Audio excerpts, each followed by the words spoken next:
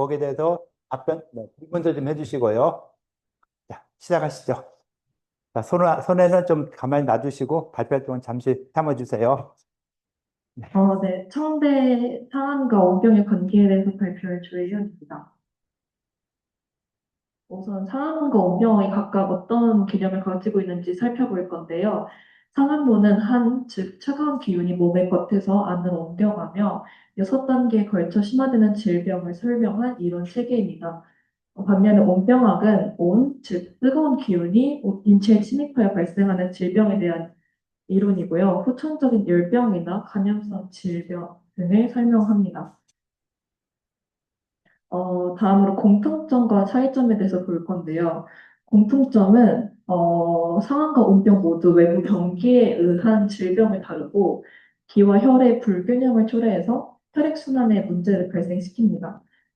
그리고 근본적인 치료법은 균형 회복이라는 점에서 공통점을 가지고 있다고 볼 수 있고요.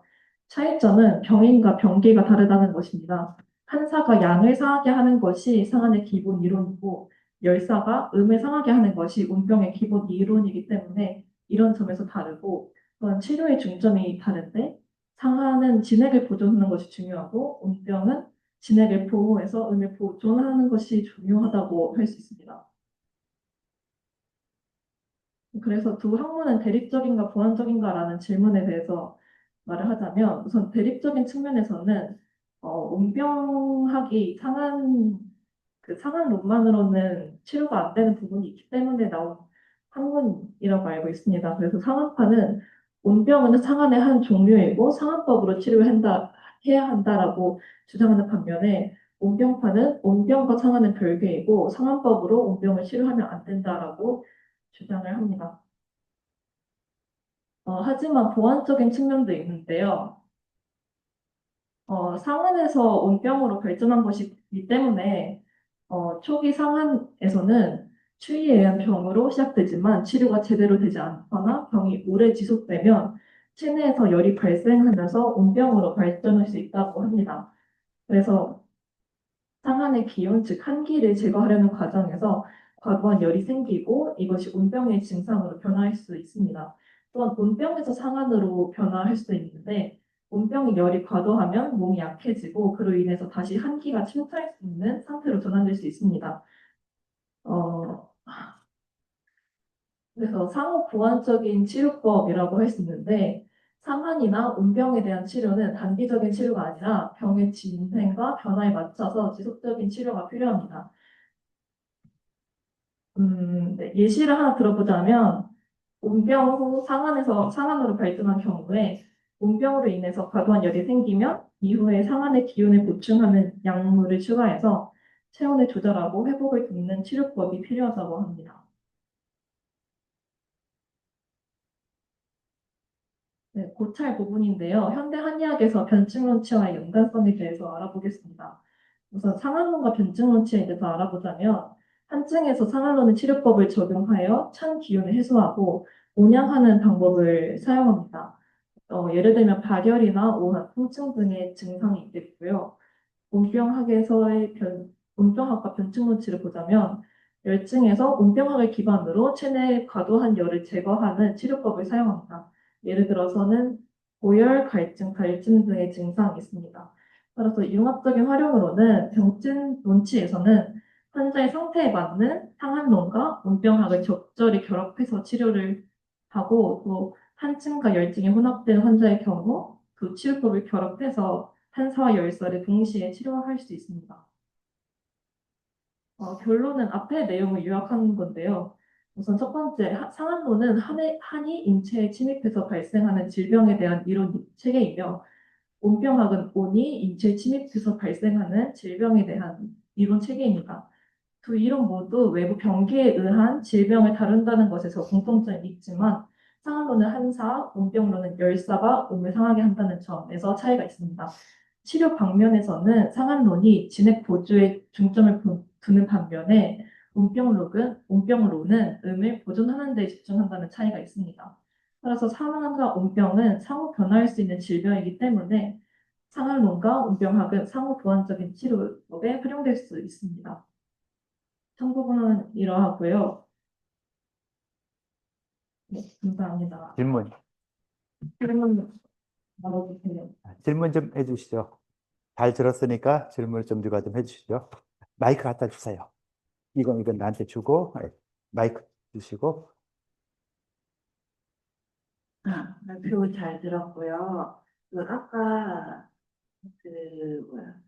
한증과 열증이 혼합된 환자의 경우에는 결합해서 방법을 쓴다고 했잖아요. 근데 처음에 서론에서는 상한론이 이제 생각하는 병기는 이제 찬 기운이고, 운병학이 생각하는 병기는 이제 뜨거운 기운인데, 혼합해서 나타나는 환자라는 개념이 좀 와닿지 않더라고요. 그래서 그런 환자의 경우는 뭐 어떤 케이스가 있을지 다 같이 한번 생각을 해봐도 될 것 같아요.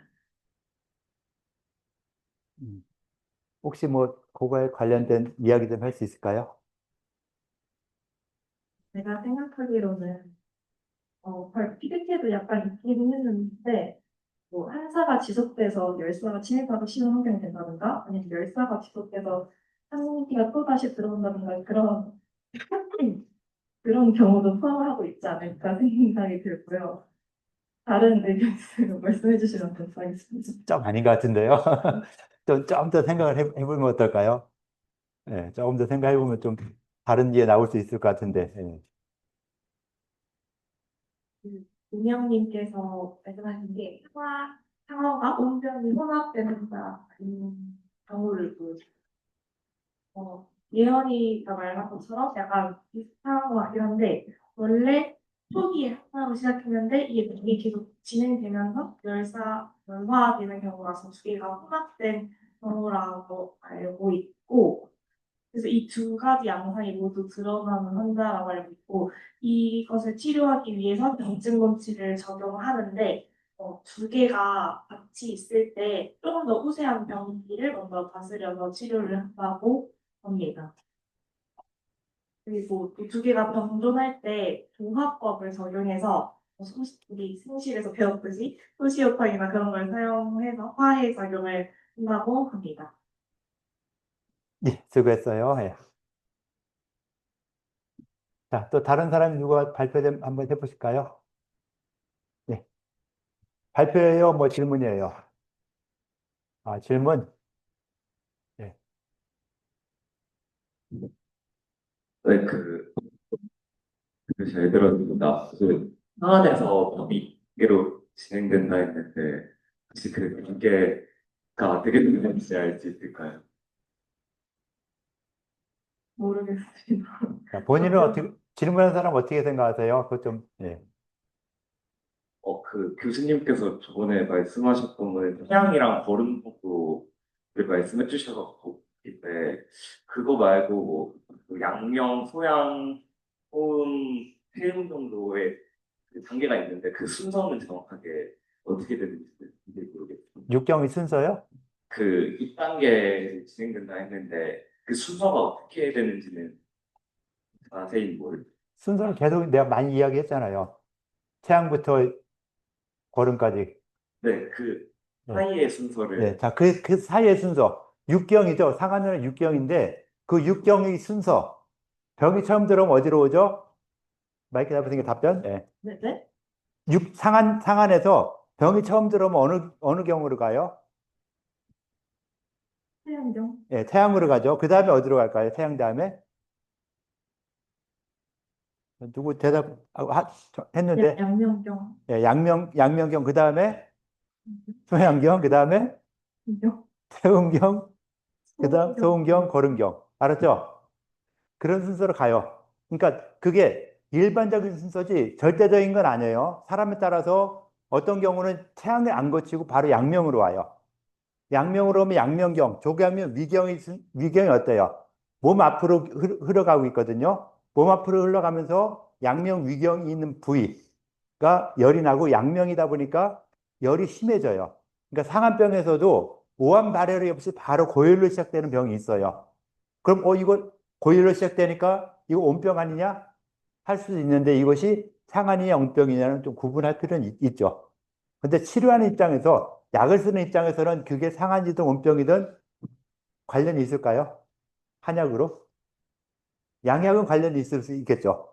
바이러스가 다르니까 그 바이러스에 해당되는 바이러스에 따라서 약을 써야 되는데 한약에서는 그런 바이러스를 바로 치료하는 게 아니죠. 증상을 없애는 거기 때문에 이 상한 온병의 증상, 상한병에서도 온병의 증상이 나타나면은 온병의 약으로 써도 치료가 가능하다라는 걸 볼 수 있는 것이죠. 마이크 주세요. 아까 저 친구 질문한다고 손 들었었죠. 예. 예? 발표, 답변, 예. 그 답변 내용 좀 더 할 수 있으면 해주세요. 이게 넘어간 것 같긴 한데 아까 그 한증과 열증이 같이 나타나는 그 약간 한의학에서 한열 교차 혹은 한열 양증이라고 진단한다고 합니다. 그래서 그게 같이 있을 때는 이제 소청탕을 통해서 이제 그 열을 풀어내면서 동시에 감기 한살을 물리치면서 동시에 열을 내리는 역할을 한다고 이런 증상이 쓰일 수 있을 때는 이제 몸은 차가운데 얼굴은 뜨겁고 가슴은 뜨거운데 손발이 차가운 경우에 이런 약들을 사용한다고 합니다. 예. 소총룡탕, 그러니까 한열, 보통 여러분들이 좀 이야기했던 내용들은 대부분이 한열 왕래를 갖다 이야기하고 있었죠. 한열이, 한과 열이, 지금은 추웠다가, 어우, 추워하고 이 옷을 입었다가, 한 시간 있다, 아우, 나 더워하고 옷을 벗었다가, 또 두 시간 후에 다시 옷을 입고 하는 몸속의 한열이 계속 교차하는, 왕래하는 이런 부분을 주로 이야기하는데, 증상에서 아까 질문했을 때는 한증과 열증이 혼합된 경우, 그거는 지금 이야기한 것처럼 겉에는 차지만 속에서 이 뜨겁게 열이 난다. 가슴이 답답하고 답답하면서 좀 차다 하는 동시에 나타나는 이런 증상이 이런 경우하고 한열이 왕래하는 이건 좀 다르죠. 한열 왕래에서 쓸 수 있는 것이 소시오탄 같은 약을 쓸 수 있어요. 시오제. 그거는 이 소양경으로 들어갔다. 병이 소양경으로 갔기 때문에 소양경에서 한열 왕래가 나타난다라는 식으로 생각을 할 수 있는 것이고 한열이 같이 혼합된 경우에서는 한증과 열증이 같이 섞여서 나타나는 이런 경우인데 거기서는 소양경보다는 그 해당되는 이 증후에 맞는 이런 이 처치를 해줄 필요가 있다라고 볼 수가 있을 것 같아요. 그래서 상한동과 온병 두 가지 다 감기 일종이다. 독감 일종이다. 했는데 2000년 전의 독감은 우리가 지금 코비드19도 오면은 벌써 19년, 6년 됐잖아요. 그 6년 된 이 병이다 보니까 그 코비드19에 쓰는 바이러스가 어떻다 그래요?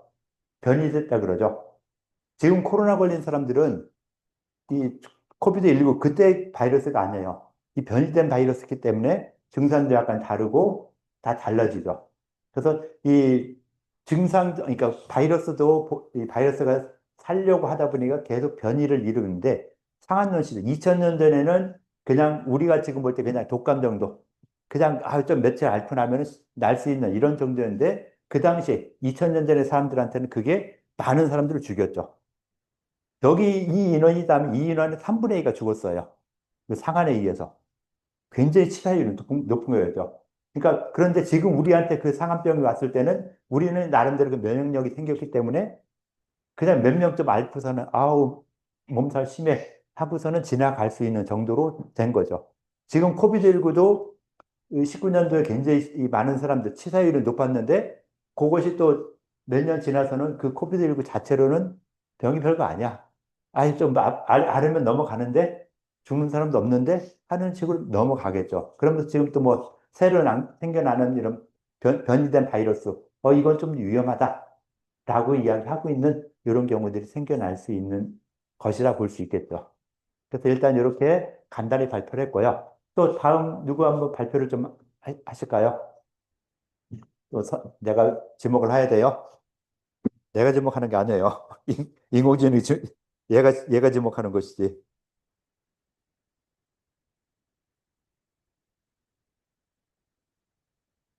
김규현,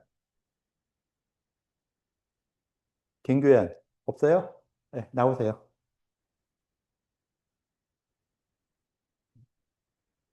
자, 조장이 누구였죠? 네? 조장 그대로 찍었어요? 네. 마이크 거기 드시고요. 마이크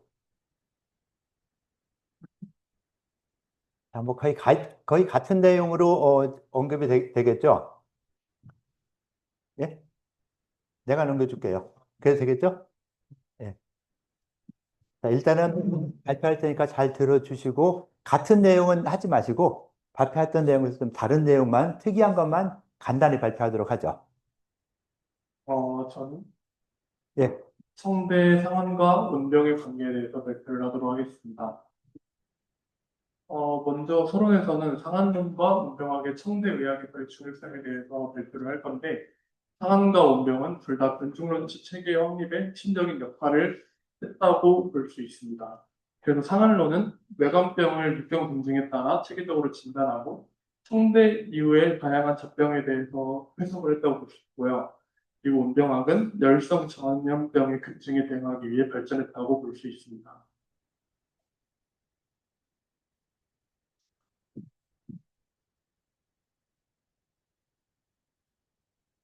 네, 우선은 상한학파는 아까 앞에서 말했다시피 운병을 상한의 한 분류로 보고 기존의 상한법으로 치료를 하였고, 또 운병학파는 새로운 열성 전염병을 상한과 별개로 인식하고 국가적인 치료법을 주장하였습니다. 그다음 말을 안 듣네요, 애가.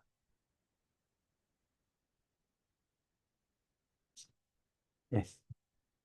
네, 그래서 상한론과 운병학의 대립 보완은 운병학파는 기존 상한론으로 설명되지 않는 열병과 전염병의 이상 사례를 분석하여 새로운 이론적 틀을 제시를 하였고, 또 장중령의 권위와 전통적 정통성으로 인해 상한론 자체를 전면 비판하지는 않았습니다. 그리고 변종론치의 의미와 연결하여 설명을 하자면은 상한론과 운병 논쟁은 그전 권위와 새로운 임상 관찰의 충돌 속에서 변증론치가 질병의 성질과 시대적 변화에 따라 유연하게 적용되어야 함을 보여줬습니다.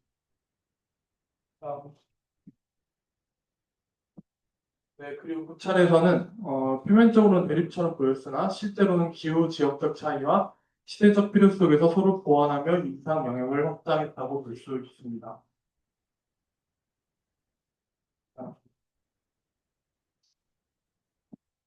네, 그래서 마지막으로 결론은 결국 두 학문의 대립이 아닌 상호 보완적 관계로 이해를 해야 하고, 변증론치의 임상적 의미를 더 풍부하게 하는 기초가 되어야 하고, 또 변증론치는 임상적인 의미를 더 풍부하게 하는 기초가 되었다고 볼 수 있습니다. 이상입니다.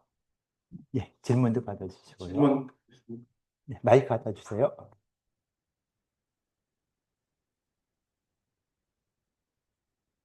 저희가 그냥 듣고 단순히 생각해 봤을 때 차가운 거는 상할론인 것 같고 따뜻한 거는 운병학인 거 아닐까 이렇게 생각을 단순하게 했었는데, 근데 또 상한학파는 온병을 상한의 한 분류로 본다 그러고 역사를 전반적으로 살펴보니까 온병학파가 독립적으로 인정받기까지 시간이 오래 걸렸을 뿐만 아니라 대립도 되게 거셌다고 내용이 많더라고요.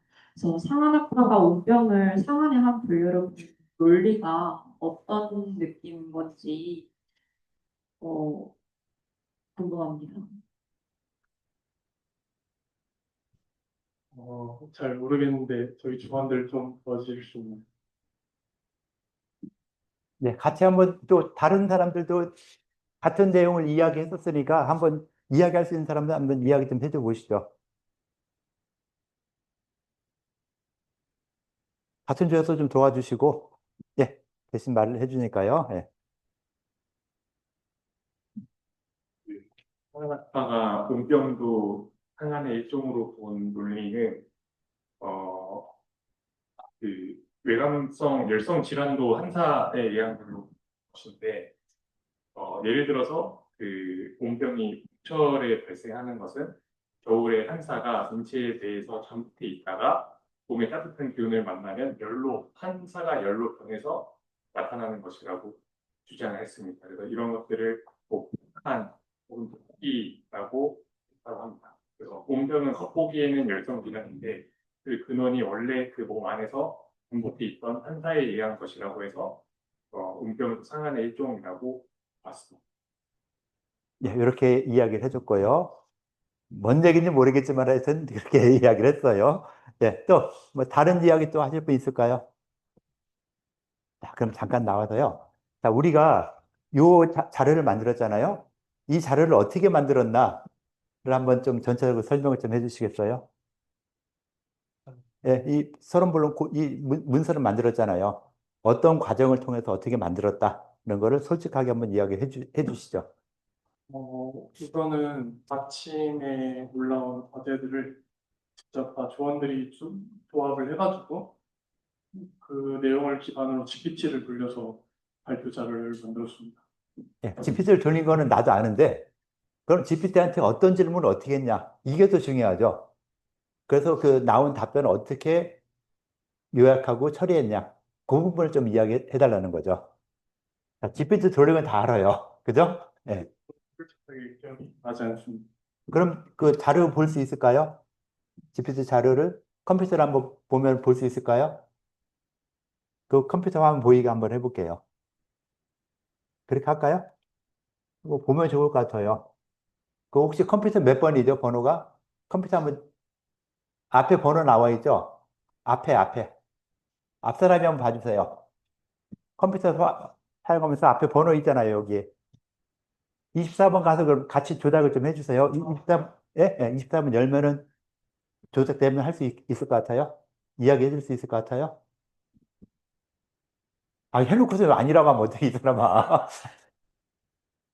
앉아서 한번 해보세요. 어떻게 했나? 그러니까 인공지능 활용하면서 어떻게 사용하나 한번 볼 필요가 있겠죠. 저 친구 걸 한번 열어볼게요.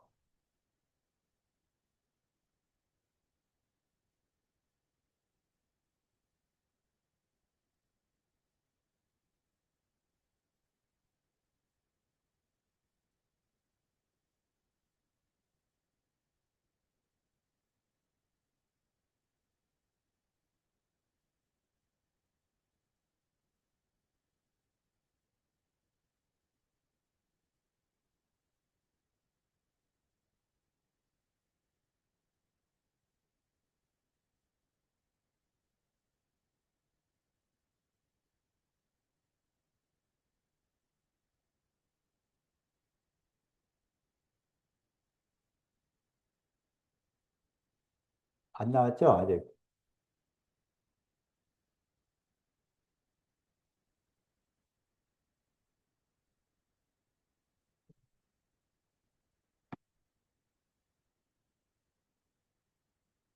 일단 안 되니까 그냥 보도록 할게요. 그냥 이야기하는 걸로 해서, 하는데, 일단은 그 GPT한테 질문을 했겠죠. GPT한테 질문하고 질문한 내용을 갖다가 어떻게 수정하느냐 할 때 그 내용을 어떻게 물어봤느냐.